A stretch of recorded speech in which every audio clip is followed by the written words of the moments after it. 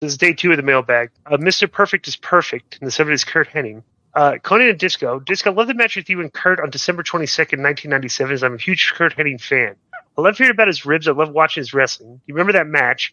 Was he cracking jokes? I saw him laughing before the match started. I have a joke that came to mind when I watched that match live back in 97. That was, hey, Disco, the 70s called and they want their gimmick back. LOL. Konnan, I love when you guys did the West Texas Rednecks against rap groups like Master P. What is your favorite memory from Curt and the West Texas Rednecks? What did you think of Curt getting on the stage with Chad Brock? I have a podcast about Curt called Curt Hennig Was the Best, Changed My Mind.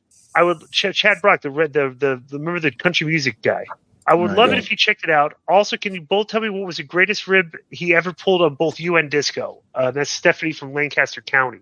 I was a girl. That's big Mr. Perfect. That's interesting. The best rib he did, he never pulled any ribs on me and Konnan, but he did the rib he pulled on was on Kidman. Was he stole Kidman's blue jeans, his blue jean shorts. So Kidman had to go to get some black jeans and cut them up and go out there with black jeans on. But the funniest thing is Curt was going he's the one that did it. And he was going to go around, hey, guys, we got to find Kidman shorts. Like he was like the one leading the search for the shorts, and he's the one that took them. That was hysterical. Right. Plus, he also handcuffed Dave Penzer's suitcase to the roof. Right. My match with Curt Hennig was I don't know what they were doing, but I just won the TV title, and they booked me to do a job against Curt, who was the United States heavyweight champion. I didn't understand what the purpose of that was, but I think he had actually just lost the belt to Paige at Starrcade. Was that what it was? Because this was a non-title. They booked me a non-title match. Yeah. It was like I don't know. Yeah, they were giving him a win back. Because here was the thing. Without you losing the title. Right. Yeah. But I think the thing was that, because like Terry Taylor kind of booked me to win the title because I was supposed to do the job to Jackie coming up. I think they kind of got a hold of that and were kind of still wanting to make me look bad. You know what I think it was?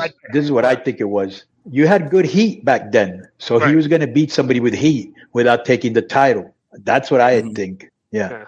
How was the rest? What did you think about the West Texas Rednecks? That was first of all, Curt Hennig was introduced to me by Scott Hall the first time by a guy called Love Machine because they both worked in Portland. So I'd actually met him in WWE before. But I loved him. One night we were in Vegas with his dad, Larry the Axe Hennig. Remember him? Yes. Bro, people should see this guy. He was a humongous guy, looked like a lumberjack type guy, and was very in the ring, just very physical. Yeah, I took a shot from him. He punched me at ringside. Did he? It was hysterical. It was like we did there. I go over. His dad is because they were in Minnesota. Yeah. I'd like to see that. I didn't see. And you know what was weird about that? Right. Just sorry, real quick. Jesse Ventura was there right next to Larry, another Minnesota guy. He hadn't become governor yet, and him and Bischoff had issues because Eric fired him. So you could see Jesse on the camera, but he was never acknowledged by the announcers. Really? Yeah, little useless fact. So that's a cool fact. I didn't know it. Anyways, there were a couple girls there, in the mix, hanging out, and bro, he was just, and I'm not kidding, Glenn. He was just throwing the dice and hitting,